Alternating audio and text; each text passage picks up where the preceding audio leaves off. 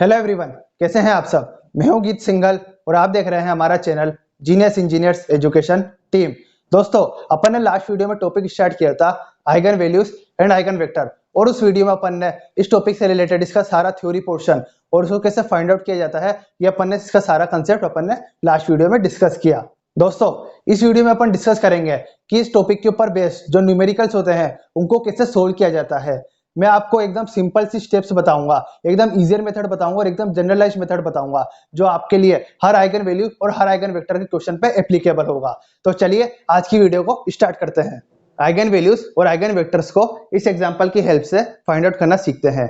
इस एग्जांपल में अपन को एक स्क्वायर मैट्रिक्स ए दे रखी है जिसका ऑर्डर 3x3 है और इसके लिए अपन को आइगन वैल्यूज और आइगन वेक्टर्स फाइंड आउट करने हैं। दोस्तों, आइगन वैल्यूज और आइगन वेक्टर को फाइंड आउट करने की स्ट्रेटेजी क्या है? स्ट्रेटेजी ये है कि अपन सबसे पहले आइगन वैल्यूज फाइंड आउट करेंगे, क्योंकि आइगन वेक्टर्स जो होते हैं वो आइगन वैल्यूज के करस्पॉन्डिंग निकलते हैं। हर एक आइगन वैल्यू के करस्पॉन्डिंग आइगन वेक्टर निकाला जाता है। तो अपन को आइगन वेक्टर निकालने के लिए सबसे पहले आइगन वैल्यूज चाहिए, तो इसलिए अपन सबसे पहले आइगन वैल्यूज फाइंड आउट करेंगे। तो चलिए दोस्तों, आइगन वैल्यूज कैसे फाइंड आउट करते हैं वो सीखते हैं। दोस्तों, आइगन वैल्यूज फाइंड आउट करने के लिए अपन किस इक्वेशन का यूज करते हैं? अपन यूज करते हैं कैरेक्टरिस्टिक इक्वेशन का, that is determinant of a minus lambda I equal to 0। ये सब अपन ने मेरी लास्ट वीडियो में सीखा। तो दोस्तों, इस इक्वेशन में अपन को a अपन को पता है, that is given matrix, lambda that is eigen values जो अपन को फाइंड आउट करनी है, और i अपनी आइडेंटिटी मैट्रिक्स है जिसका ऑर्डर सेम होता है as that of the square matrix a। तो जब इस कैरेक्टरिस्टिक इक्वेशन के अंदर अपन सबकी वैल्यूज पुट करेंगे तो अपने पास ये फॉर्म होएगा। ये अपन कैरेक्टरिस्टिक इक्वेशन में एक ही जगह गिवन मैट्रिक्स पुट करी तो ये अपन ने a लिख दिया, minus lambda times of I identity matrix ये अपन ने लिख दी, और बाहर उसका डिटर्मिनेंट इक्वल टू 0। ये अपन ने कैरेक्टरिस्टिक इक्वेशन लिख दी for the square matrix A. अब अपन क्या करते हैं, अब अपन ये जो लेमडा है इस लेमडा को इस मैट्रिक्स के अंदर मल्टीप्लाई कर देते हैं, तो उससे अपने पास ये फॉर्म हो जाता है। जैसा कि इन दोनों मैट्रिक्स के बीच में माइनस का साइन है तो इन दोनों मैट्रिक्स को अपन सेपरेट कर देते हैं। इन दोनों मैट्रिक्स को सेपरेट करने से अपने पास ये फॉर्म हो जाता है। दोस्तों, जब भी आपसे बोला जाए कि मैट्रिक्स ए माइनस लेमडा आई निकाली है तो आप चाहें तो इस तरीके से भी निकाल सकते हैं, और एक डायरेक्ट तरीका है आप उससे भी निकाल सकते हैं। आप देखिए, अपन ने जो मैट्रिक्स ए माइनस लेमडा आई निकाली, इस मैट्रिक्स को और ए वाली मैट्रिक्स को आप देखिए, अपन ने क्या करा, ए मैट्रिक्स के जो डायगोनल एलिमेंट्स है इसके डायगोनल एलिमेंट्स यही हैं 1, 5 और 1। इस ए मैट्रिक्स के डायगोनल एलिमेंट्स में से अपन को लेमडा सेपरेट कर देना है, और जो मैट्रिक्स बन के आती है वही मैट्रिक्स ए माइनस लेमडा आई होती है। आप चाहें तो आगे से ऐसे भी लिख सकते हैं, ए मैट्रिक्स के डायगोनल एलिमेंट्स में से लेमडा को सेपरेट कर दीजिए और बाकी सारे एलिमेंट्स तो एज इट इज ही हो जाते हैं। तो दोस्तों, ये अपन ने लिख दिया determinant of A minus lambda I equal to 0। अब दोस्तों आगे चलते हैं। ये क्या लिखा हुआ है? ये लिखा हुआ है determinant of a matrix equal to 0। तो दोस्तों, ये अपन ने स्कूल लेवल तक पढ़ रखा है कि अगर अपन के पास determinant of a matrix equal to 0 हो तो अपन उसमें से मैट्रिक्स को अपन रिमूव कर सकते हैं और डायरेक्ट उसके डिटर्मिनेंट को 0 के बराबर पुट कर सकते हैं। तो दोस्तों, अपने पास ये एक डिटर्मिनेंट फॉर्म हो गया है। अब जब अपन इस डिटर्मिनेंट को ओपन करेंगे तो अपने पास क्या आएगा? अपने पास ये आता है, मैंने इसमें रोके अलोंग ओपन किया है, that is 1 minus lambda times of 5 minus lambda into 1 minus lambda minus 1। और इस तरीके से हर एक एलिमेंट के अलोंग ओपन करने से अपने पास ये आता है। आप इस इक्वेशन को ध्यान से देखिए, ये लेमडा की टर्म्स में क्यूबिक है। क्यूबिक है, इसका मतलब अपन के पास लेमडा की 3 वैल्यूज आएगी इस इक्वेशन को सोल्व करने से। तो जब आप इस इक्वेशन को सोल्व करेंगे तो आपके पास लेमडा की वैल्यूज आएगी, दैट इज -2, 3 एंड 6। तो अपने पास ये 3 आइगन वैल्यूज आती है, दैट इज -2, 3 एंड 6। कंसेप्ट समझ आया दोस्तों? आइगन वैल्यूज को फाइंड आउट करने का क्या करना रहता है, अपन को सबसे पहले कैरेक्टरिस्टिक इक्वेशन लिखनी रहती है for the given square matrix. उस कैरेक्टरिस्टिक इक्वेशन को अपन को सोल्व करना होता है और उसके करस्पॉन्डिंग अपन को आइगन वैल्यूज मिल जाती है। ये तो आ गई अपने पास आइगन वैल्यूज। चलिए अब अपन बात करते हैं आइगन वेक्टर की। अपन को इन तीनों आइगन वैल्यू के करस्पॉन्डिंग आइगन वेक्टर निकालना है। तो चलिए सबसे पहले अपन आइगन वेक्टर निकालते हैं corresponding to lambda equal to -2। दोस्तों, आइगन वेक्टर को निकालने का कंसेप्ट अपन ने लेक्चर नंबर 1 के अंदर कवर किया था। उसमें अपन ने ये सीखा था कि आइगन वेक्टर को निकालने के लिए अपन इस इक्वेशन का यूज करते हैं, that is a minus lambda I into x equal to null matrix. दोस्तों, इस इक्वेशन में अपन को a अपन को पता है, that is given square matrix, lambda अपन को पता है कि किस आइगन वैल्यू के करस्पॉन्डिंग अपन आइगन वेक्टर निकालना चाह रहे हैं, i अपन को पता है आइडेंटिटी मैट्रिक्स। तो इस इक्वेशन में अननोन बचा तो क्या बचा? सिर्फ एक्स, कॉलम मैट्रिक्स एक्स अपने पास अननोन बचता है। तो अपन क्या करते थे, अपन एक कॉलम मैट्रिक्स एक्स अज्यूम कर लेते हैं of the order n cross 1। दोस्तों जैसा कि इस स्क्वायर मैट्रिक्स का ऑर्डर 3x3 है, तो अपन कॉलम मैट्रिक्स किस ऑर्डर की अज्यूम करेंगे, अपन कॉलम मैट्रिक्स अज्यूम करेंगे ऑफ द ऑर्डर 3x1। आइए देखते हैं। Let eigen vector corresponding to lambda equal to -2 be x1। Lambda equal to -2 के करस्पॉन्डिंग अपन ने एक आइगन वेक्टर अज्यूम करा x1 that is equal to this column matrix with elements a1 b1 and c1। इसका order आपको दिख रहा है 3x1 है। इतनी बात समझ आती है। तो अब अपन क्या करते हैं, अपन इन सब की वैल्यूज इस इक्वेशन के अंदर पुट कर देते हैं। तो अपने पास ये आता है। दोस्तों a माइनस लेमडा आई को निकालना मैंने भी आपको आइगन वैल्यूज के वक्त बताया था। सिंपल सा कंसेप्ट है, जो ए मैट्रिक्स है उसके डायगोनल एलिमेंट्स में से लेमडा को सेपरेट कर दीजिए और एज इट इज लिख दीजिए, वही आपके पास ए माइनस लेमडा आई मैट्रिक्स आ जाती है। तो ये अपन ने ए माइनस लेमडा आई लिख दिया, इनटू में x equal to null matrix, अपन ने ये इक्वेशन लिख दी। अब अपन क्या कर रहे हैं, अब अपन किस लेमडा के लिए अपन आइगन वेक्टर निकालना चाह रहे हैं, अपन लेमडा इक्वल टू -2 के लिए आइगन वेक्टर निकालना चाह रहे हैं। तो अपन इसके अंदर लेमडा को -2 पुट कर देते हैं। लेमडा को -2 रखेंगे तो अपने पास ये आ जाता है। इतनी बात समझ आती है। दोस्तों इस स्टेप के आगे इस क्वेश्चन को सोल्व करने के आपको कई सारे मेथड मिल जाएंगे, पर मैं आपको एक ऐसा जनरलाइज और एकदम ऐसा इजियर मेथड बताऊंगा जो आपके लिए आइगन वेक्टर के हर एक क्वेश्चन के ऊपर वैलिड हो। फिर चाहे आपके पास 2x2 की मैट्रिक्स आए, चाहे 3x3 की मैट्रिक्स आए, आपके पास कैसा भी क्वेश्चन आए, आप हर क्वेश्चन में आइगन वेक्टर निकाल पाएंगे, ये मेरा दावा है। बस कुछ स्टेप्स है वो आपको दिमाग में सेट रखनी कि अपन को किस तरीके से इस क्वेश्चन को फर्दर सोल्व करना है। तो चलिए वापस क्वेश्चन की ओर बढ़ते हैं। दोस्तों जब अपने पास ये आ गया that is a minus lambda I into x equal to 0, अच्छी तरह से सोल्व करने के बाद, मैनिपुलेट करने के बाद जब अपने पास ये आ गया, तो अब इसके आगे अपन को क्या करना है, अब अपन की कोशिश यह रहनी चाहिए कि जो ये मैट्रिक्स है a माइनस लेमडा आई, इस मैट्रिक्स के अंदर अपन को मैक्सिमम नंबर ऑफ रोज को 0 बनाना है। दोस्तों जैसा कि आपको दिख रहा है इसमें R1 और R3 दोनों सेम रोज है, तो अपन इन दोनों में से किसी भी एक रो को तो अपन आसानी से 0 बना सकते हैं। अपन चाहें तो R1 में ऑपरेशन लगा सकते हैं, R1 goes to R1 minus R3, तो ये R1 0 बन जाएगी, और सिमिलरली अपन R3 को भी 0 बना सकते हैं। दोस्तों जब भी आपको रोज को 0 बनाना होगा, आपको इसी तरह से क्वेश्चन में अपने आप पहले ही दिख जाएगा कि हाँ भाई ये दोनों रो सेम है, तो अपन इन दोनों को सेपरेट करके 0 बना सकते हैं। या फिर हो सकता है क्वेश्चन कुछ इस टाइप का हो, जैसा कि ये R3 के एलिमेंट 3 1 3 है, तो इसकी जगह अगर आपके पास एलिमेंट होते हैं 6 2 6, अगर आपके पास R3 के एलिमेंट होते हैं 6 2 6, तो भी आपको दिख रहा है कि जो R3 एलिमेंट है वो ट्वाइस ऑफ R1 है, तो आप आसानी से ट्वाइस करके उसको सेपरेट कर देते हैं R3 में से, तब भी आपके पास R3 0 बन जाती है।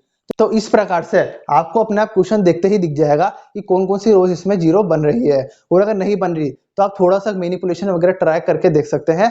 जैसे इसमें अभी यहाँ 6 2 6 था, तो अपन को दिख गया कि ट्वाइस करके सब्ट्रैक्ट करने पे 0 बन जाएगा। तो इस तरीके से हल्का फुल्का मैनिपुलेशन से आपको दिख जाएगा जब भी रोज को 0 बनना होगा। तो अपन की सबसे पहली कोशिश क्या होनी है कि मैक्सिमम नंबर ऑफ रोज को अपन को 0 बनाना है। तो दोस्तों इसमें आप चाहें तो R1 को 0 बना लीजिए, चाहें तो R3 को 0 बना लीजिए। चलिए अपन R3 को 0 बनाते हैं। R3 को अपन 0 बनाएंगे इस ऑपरेशन की हेल्प से, that is R3 goes to R3 minus R1, तो ये अपने पास R3 0 बन के आ गया। जैसा कि दोनों मैट्रिक्स मल्टीप्लाई हो रही है, तो इन दोनों मैट्रिक्स में मल्टीप्लीकेशन ऑफ मैट्रिक्स का कंसेप्ट लगाने से अपने पास ये मैट्रिक्स फॉर्म होती है। मैं रो बाय कॉलम मल्टीप्लीकेशन का मेथड यूज करता हूं, तो जब अपन इसमें रो बाय कॉलम मेथड यूज करेंगे तो अपन क्या करेंगे, अपन 3 into A1 plus 1 into B1 plus 3 into C1, उससे अपने पास पहला एलिमेंट आ गया। उसी प्रकार सेकेंड एलिमेंट आएगा, कैसे 1 into A1 plus 7 into B1 plus 1 into C1, ये अपने पास सेकेंड एलिमेंट आ गया। और थर्ड एलिमेंट तो 0 हो जाएगा क्योंकि इस रो के सारे एलिमेंट ही 0 है। तो अपने पास मल्टीप्लीकेशन ऑफ मैट्रिक्स से ये मैट्रिक्स फॉर्म होके आती है। तब अपन क्या करेंगे, ये मैट्रिक्स अपने पास आ गई, और इसके RHS में क्या है, इसके RHS में अपने पास नल मैट्रिक्स है। नल मैट्रिक्स का ऑर्डर वही होता है जो LHS का ऑर्डर होगा। तो अपन क्या करेंगे, अपने पास ये मैट्रिक्स आ गई और अपने पास नल मैट्रिक्स भी आ गई। अब अपन इन दोनों मैट्रिक्स के एलिमेंट्स को कंपेयर करेंगे।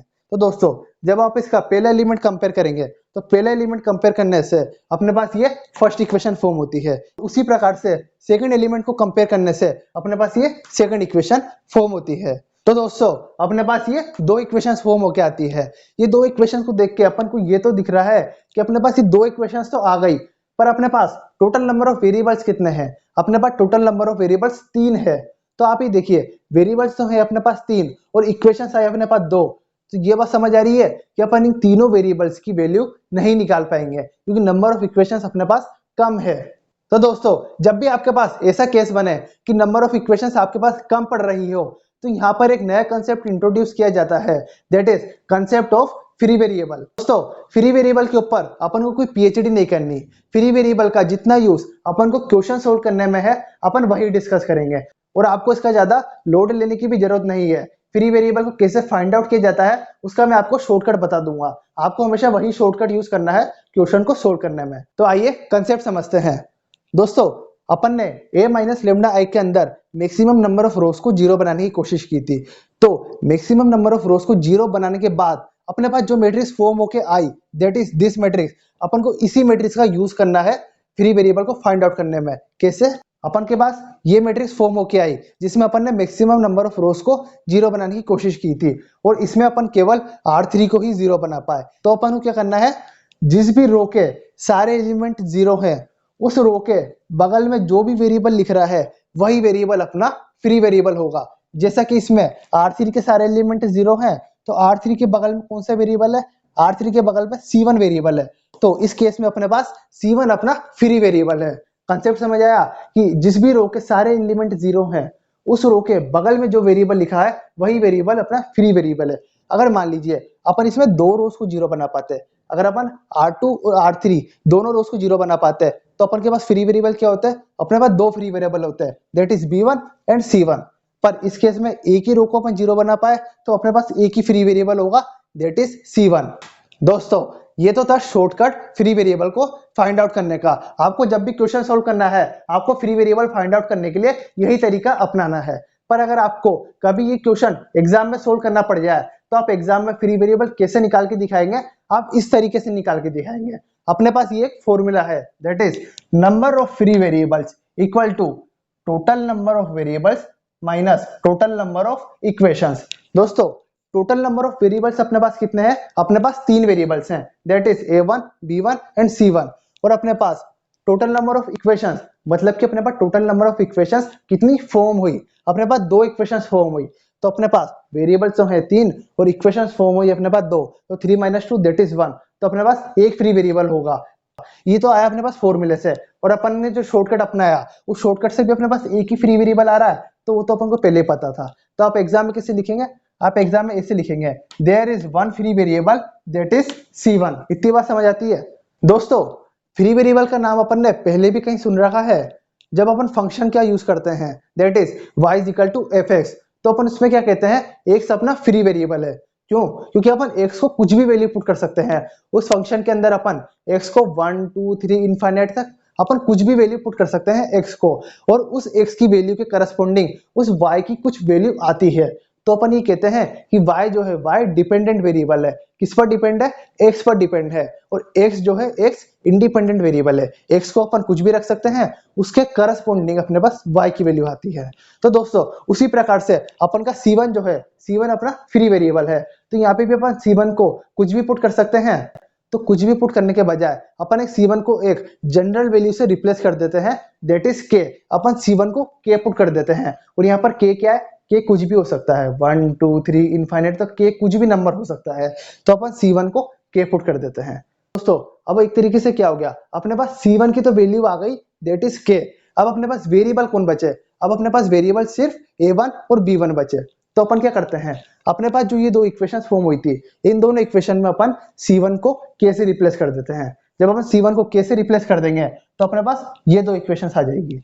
अब दोस्तों, इन दोनों इक्वेशंस को सोल्व करने से अपने पास A1 और B1 की वैल्यू आ जाएगी। आप चाहें तो सेकंड इक्वेशन को थ्राइस करके उसको फर्स्ट इक्वेशन में से सब्ट्रैक्ट कर सकते हैं। वहां से आपके पास B1 की वैल्यू 0 आ जाएगी, और फिर जब B1 को 0 इस इक्वेशन में पुट करेंगे, तो वहां से अपने पास A1 आ जाएगा, दैट इज -k। तो अपन के पास A1 की वैल्यू आ गई, दैट इज -k, और B1 की वैल्यू आ गई 0।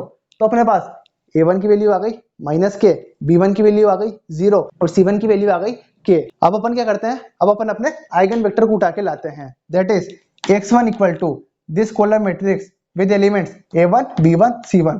अब अपन इन तीनों वेरिएबल्स को इनकी नई वैल्यू से रिप्लेस कर देते हैं। a1 की क्या वैल्यू आई, a1 की वैल्यू आई -k, b1 की वैल्यू क्या आई, b1 की वैल्यू आई 0 और c1 को तो अपन ने k से रिप्लेस करा था। तो अपने पास ये एक मैट्रिक्स फॉर्म हो गई with elements -k, 0 and k। तो दोस्तों अब अपन इस मैट्रिक्स में से k कॉमन ले सकते हैं। तो जब अपन k कॉमन लेंगे तो अपने पास बनेगा k times of this column matrix with elements -1, 0 and 1।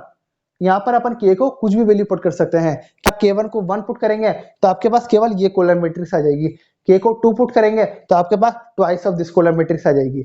तो अपन को ये समझ आ रहा है कि k की अलग अलग वैल्यू पुट करने पर अपने पास अलग अलग आइगन वेक्टर्स आ रहे हैं। मतलब कि अपन ऐसा कह सकते हैं कि लैम्डा इक्वल टू -2 के करस्पॉन्डिंग अपने पास इनफाइनाइट आइगन वेक्टर्स आ रहे हैं।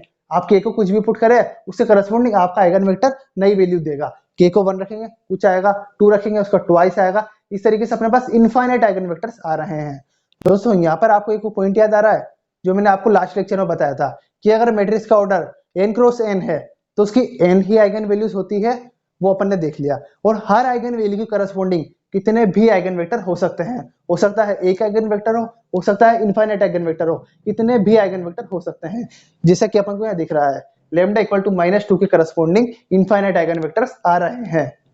तो अपन अपना फाइनलाइज आंसर कैसे लिखेंगे, अपन इस तरह से लिखेंगे, that is x1 is this column matrix with elements -1, 0 and 1 and it's multiple integral. कैसे लिखा ये जो मैट्रिक्स आई इस मैट्रिक्स के अंदर अपन ने k को 1 पुट कर दिया तो अपने पास ये मैट्रिक्स आई। और अब आप k को कुछ भी पुट करिए, अगर आप k को 2 पुट करेंगे तो इस मैट्रिक्स का ही तो ट्वाइस होएगा, k को 3 पुट करेंगे तो इस मैट्रिक्स का ही थ्राइस आएगा। मतलब कि इस मैट्रिक्स के ही मल्टीपल इंटीग्रल आ रहे हैं अपने पास। तो अपन आंसर इस तरीके से लिख सकते हैं, that is this column matrix and it's multiple integral. तो दोस्तों कंसेप्ट समझ आया आइगन वेक्टर निकालने का, बड़ा ही आसान सा कंसेप्ट है। आइए एक बार शॉर्ट में जल्दी से रिवाइज करते हैं। जब भी आपसे बोला जाए आइगन वेक्टर निकालने को तो आपको क्या करना है, आपको इस इक्वेशन का यूज करना है। इस इक्वेशन का यूज करने के लिए अपने पास अननोन सिर्फ कॉलम मैट्रिक्स x है, तो अपन ने कॉलम मैट्रिक्स x अज्यूम कर लेते हैं of the order n cross 1, जैसा कि अपन ने यहाँ अज्यूम करा। और फिर इन सब की वैल्यूज और लैम्डा की वैल्यूज इस इक्वेशन के अंदर पुट कर देते हैं, उससे अपने पास ये आ जाता है। अपने पास ये आ गया। इसके आगे बढ़ने से पहले अपन को क्या करना होता है, a minus lambda I matrix के अंदर मैक्सिमम नंबर ऑफ रोज को 0 बनाने की कोशिश करनी होती है। अपन ने 0 बनाने का ट्राई करा, उससे अपन केवल R3 को ही 0 बना पाए। अब क्या करना है, अब अपन इन दोनों मैट्रिक्स को मल्टीप्लाई करके LHS और RHS को कंपेयर करके ऐसे इक्वेशंस फॉर्म कर लेंगे। दोस्तों ये जो अपन ने रोज को 0 बनाया था, ये रोज को 0 केवल इसलिए बना रहे हैं अपन ताकि अपन अपना फ्री वेरिएबल फाइंड आउट कर पाए। जैसा कि यहाँ पर अपने पास इक्वेशंस फॉर्म हुई 2 और वेरिएबल्स हैं 3, तो अपन को समझ आ गया कि अपन तीनों वेरिएबल्स की वैल्यू नहीं निकाल पाएंगे। तो जब भी आपके पास ऐसा केस बने कि जो नंबर ऑफ रिक्वायर्ड इक्वेशंस है वो कम पड़ रही हो, तो यहाँ पर आपको एक कंसेप्ट इंट्रोड्यूस करना होता है, that is concept of free variable. दोस्तों फ्री वेरिएबल को फाइंड आउट करने का क्या फंडा बताया मैंने आपको, जो अपन ने a minus lambda I matrix थी उसके अंदर अपन ने जब मैक्सिमम नंबर ऑफ रोज को 0 बना दिया, उससे अपने पास ये मैट्रिक्स फॉर्म हुई।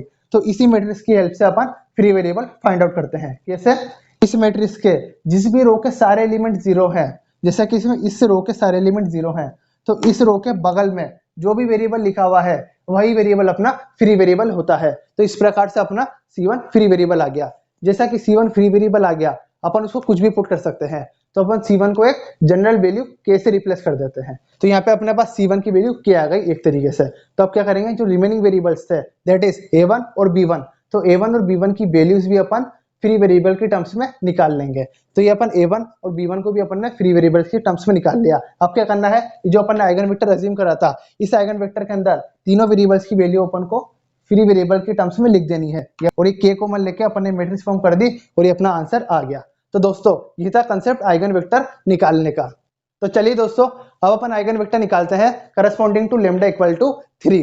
दोस्तों जब अपन लेमडा इक्वल टू 3 के करस्पॉन्डिंग आइगन वेक्टर निकालेंगे तो इसमें एक छोटा सा ट्रिकी पॉइंट आएगा, वो मैं आपको निकालते वक्त ही समझाता हूँ। तो चलिए लेमडा इक्वल टू 3 के करस्पॉन्डिंग आइगन वेक्टर निकालते हैं।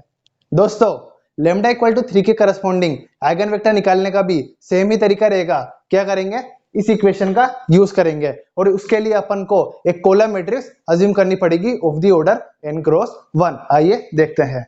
Let eigen vector corresponding to lambda equal to 3 be x2 lambda equal to 3 के करस्पॉन्डिंग अपन ने एक आइगन वेक्टर x2 अज्यूम कर लिया this column matrix with elements a2 b2 and c2 और इसका ऑर्डर 3 क्रॉस 1 है। अब अपन क्या करते हैं, इन सब की वैल्यूज इस इक्वेशन के अंदर पुट कर देते हैं, उससे अपने पास ये आ जाता है।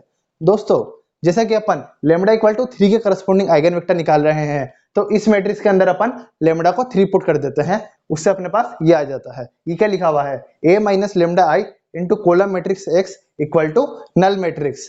अब इस स्टेप के आगे अपन को क्या करना होता था, अपन को a minus lambda I matrix के अंदर मैक्सिमम नंबर ऑफ रोज को जीरो बनाने की कोशिश करनी होती थी, और वो अपन जीरोस कैसे बनाते थे, ट्रांसफॉर्मेशन की हेल्प से। आइए इसमें ट्रांसफॉर्मेशन लगा के देखते हैं। अगर अपन सेकंड रो को R2 को अगर अपन ट्वाइस करके उसको R1 में ऐड करते हैं, तो ये फर्स्ट एलिमेंट तो जीरो बन जाता है, पर इस सेकंड एलिमेंट जीरो नहीं बन रहा, मतलब कि इस ट्रांसफॉर्मेशन से तो अपन रो को जीरो नहीं बना पा रहे। अगर अपन R2 को थ्राइस करके R3 में से माइनस करते हैं, तो ये एलिमेंट जीरो बन रहा है, पर ये एलिमेंट जीरो नहीं बन पा रहा। इस प्रकार से आप और भी ट्रांसफॉर्मेशन लगा के देखिएगा। इस मैट्रिक्स में अपन a minus lambda I matrix के अंदर अपन किसी भी रो को जीरो नहीं बना पा रहे हैं। दोस्तों अभी अपन ने दो कॉन्सेप्ट सीखे थे लेमडा इक्वल टू -2 के करस्पॉन्डिंग आइगन वेक्टर निकालते वक्त। पहला क्या, अपन को a minus lambda I matrix के अंदर मैक्सिमम नंबर ऑफ रोज को जीरो बनाना होता था, और दूसरा कॉन्सेप्ट अपन ने सीखा था फ्री वेरिएबल का। फ्री वेरिएबल कैसे निकालते थे, जिस भी रो के a minus lambda I matrix के जिस भी रो के सारे एलिमेंट जीरो हैं, उसके बगल में जो वेरिएबल लिखा होता था वही अपना फ्री वेरिएबल कहलाता था।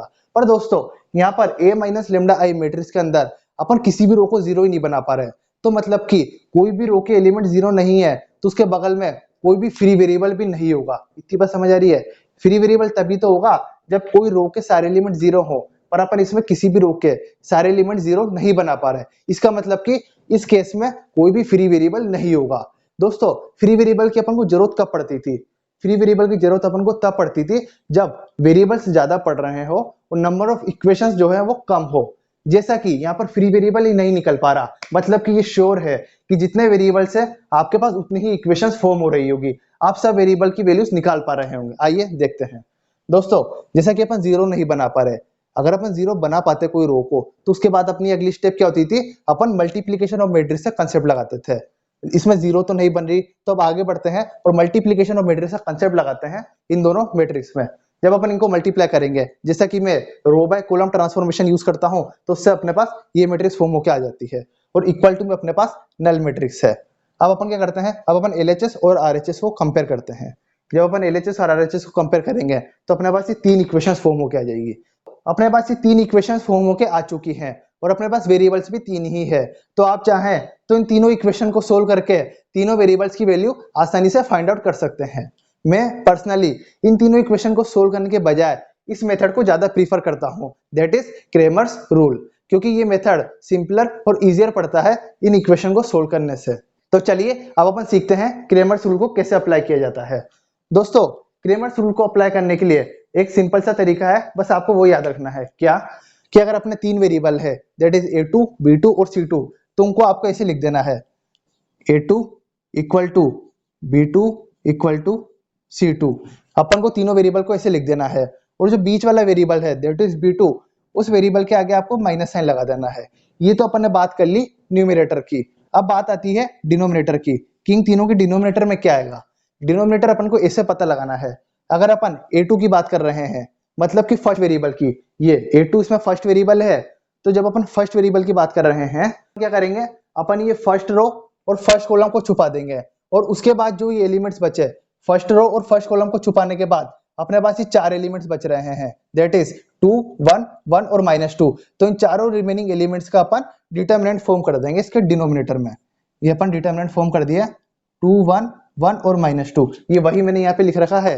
इसी प्रकार से अब सेकंड एलिमेंट की जब बात करेंगे दैट इज b2, तो उसके डिनोमिनेटर में क्या करेंगे, उसके डिनोमिनेटर के लिए क्या करना है, फर्स्ट रो और सेकंड कॉलम को छुपा देना है। अब उसके बाद वेरिएबल क्या बचे, उसके बाद वेरिएबल ये चार बचे, दैट इज 1 3 और 1 -2। ये फर्स्ट रो और सेकंड कॉलम को छुपाने के बाद ये चार एलिमेंट्स अपने पास बचते हैं, तो इनका अपन ने डिटरमिनेंट फॉर्म कर दिया, दैट इज 1 3 और 1 -2। इसी प्रकार से जब थर्ड वेरिएबल की बात करेंगे दैट इज c2, तो क्या करेंगे, फर्स्ट रो और थर्ड कॉलम को अपन छुपा देंगे। उसके बाद एलिमेंट्स के बच्चे ये चार एलिमेंट्स बच रहे हैं, दैट इज 1 3 2 1। तो इन चारों एलिमेंट्स का अपन डिटरमिनेंट फॉर्म करके c2 के डिनोमिनेटर में लिख देंगे। मतलब कि क्रेमर्स रूल कैसे लगाना है, तीनों वेरिएबल्स को इक्वल टू में लिख देना है, बीच वाले वेरिएबल पे माइनस का साइन लगा देना है। ये तो बात हुई न्यूमरेटर की। अब डिनोमिनेटर की बात करेंगे। डिनोमिनेटर में अपन को डिटरमिनेंट लिखना रहता है। किसका डिटरमिनेंट? अगर अपन फर्स्ट वेरिएबल की बात कर रहे हैं, फर्स्ट वेरिएबल यहाँ के रेस्पेक्ट में देखना है, फर्स्ट सेकंड थर्ड। अगर फर्स्ट वेरिएबल की बात कर रहे हैं तो क्या करना है, फर्स्ट रो और फर्स्ट कॉलम छुपा देना है। सेकंड वेरिएबल की बात कर रहे हैं तो क्या करना है, तो फर्स्ट रो और सेकंड कॉलम छुपा देना है।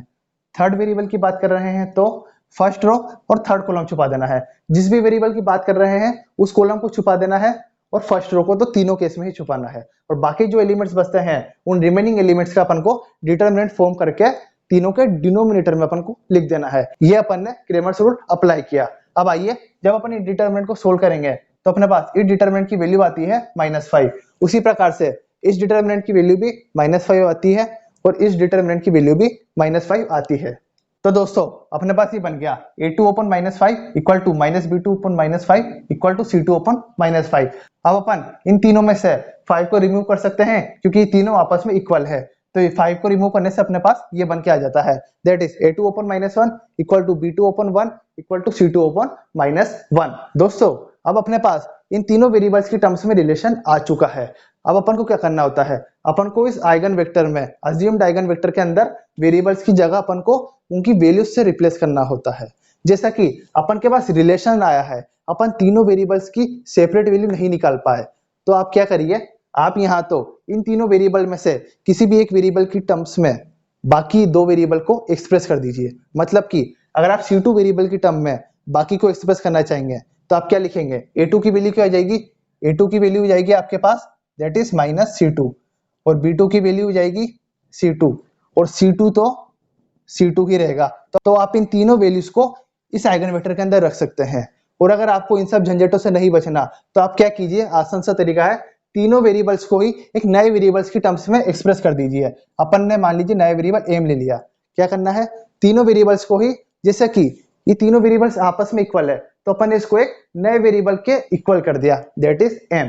तो अपन क्या करेंगे, यहाँ से a2 b2 और c2 तीनों को m की टर्म्स में निकाल लेंगे। तो यहाँ से आ गया अपने पास ये आ गया a2 आ गया -m, b2 आ गया अपने पास m और c2 आ गया अपने पास -m। अपन के पास तीनों वेरिएबल्स की वैल्यू आ गई नए वेरिएबल्स की टर्म में।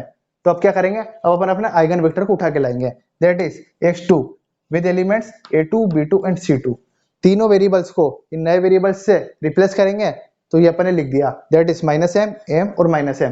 तीनों में से m कॉमन ले लिया तो ये अपने पास आ गई m times of this column matrix with elements -1 1 and -1। दोस्तों जैसा कि यहाँ पे m जो है, m को अपन कुछ भी पुट कर सकते हैं। अगर मान लीजिए आपने m को 5 पुट करा तो अपने पास ये फॉर्म हो क्या आ जाएगा, m को अगर आप 2 पुट करेंगे तो डिनोमिनेटर में 2 2 और 2 आ जाएगा। अपन m को कुछ भी पुट कर सकते हैं क्योंकि ये तीनों आपस में इक्वल है और इन तीनों को अपन ने m के इक्वल कर दिया। तो मतलब कि यहाँ से समझ आ रहा है कि m की डिफरेंट वैल्यू पुट करने पर अपने पास डिफरेंट आइगन वेक्टर आएंगे। मतलब कि लैम्डा इक्वल टू 3 के करस्पॉन्डिंग भी अपने पास इनफाइनाइट आइगन वेक्टर्स आ रहे हैं।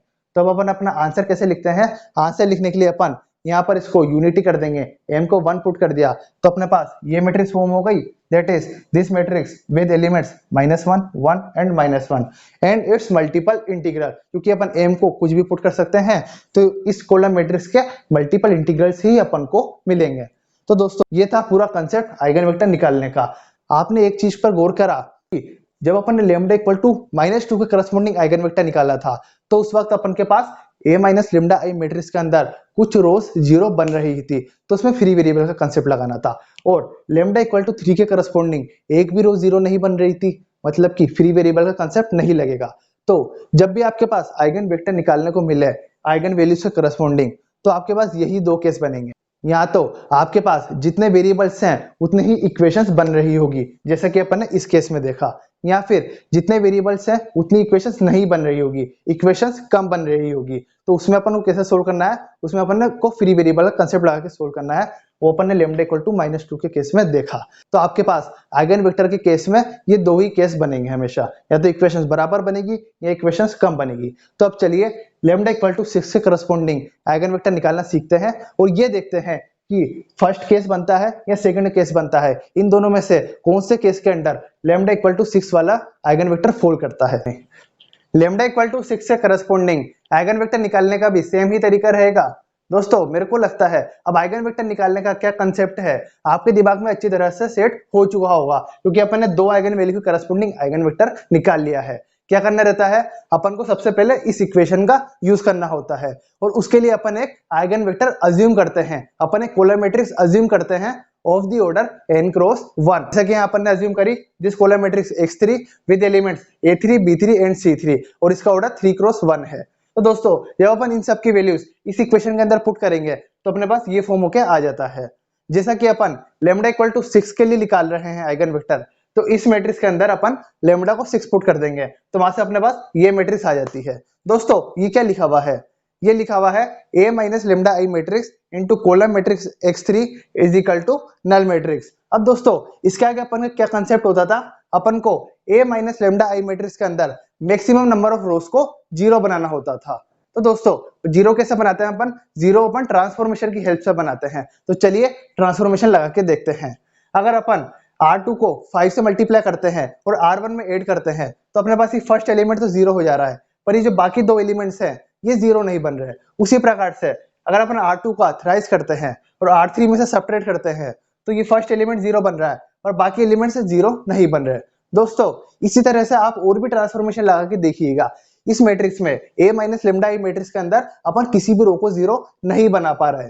तो ये कौन सा वाला केस बन गया, ये बन गया लेमडा इक्वल टू 3 वाला केस, जिसमें a minus lambda I matrix के अंदर किसी भी रो को 0 अपन नहीं बना पा रहे। तो यहाँ से अपन क्या कंक्लूड कर सकते हैं, अपन ये कह सकते हैं कि इसमें फ्री वेरिएबल का कंसेप्ट नहीं लगेगा, इसमें कोई भी फ्री वेरिएबल नहीं होगा। और जितने अपने पास वेरिएबल्स हैं, जैसा कि अपने पास ये 3 वेरिएबल्स हैं, तो उतनी ही इसमें इक्वेशंस जरूर से फॉर्म हो रही होगी। तो चलिए अब इन दोनों मैट्रिक्स में अपन मल्टीप्लिकेशन ऑफ मैट्रिक्स का कंसेप्ट लगाते हैं।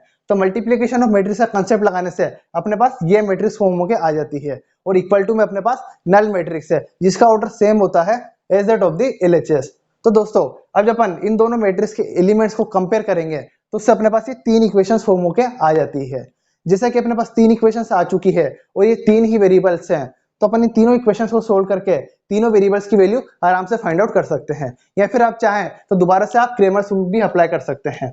क्रेमर्स रूल कैसे अप्लाई करेंगे, अपन के पास जो 3 वेरिएबल है उन तीनों वेरिएबल को अपन न्यूमरेटर में लिख देंगे और बीच वाले वेरिएबल पे अपन माइनस का साइन लगा देते हैं और डिनोमिनेटर में अपन डिटरमिनेंट लिखते हैं। कैसे, अगर अपन A3 की बात कर रहे हैं तो A3 के लिए अपन फर्स्ट रो और फर्स्ट कॉलम को छुपा देंगे, बाकी जो फिर 4 एलिमेंट्स बचे इन 4 का अपन डिटरमिनेंट फॉर्म कर देंगे। उसी प्रकार से ये डिटरमिनेंट और ये डिटरमिनेंट भी फॉर्म हो जाएगा।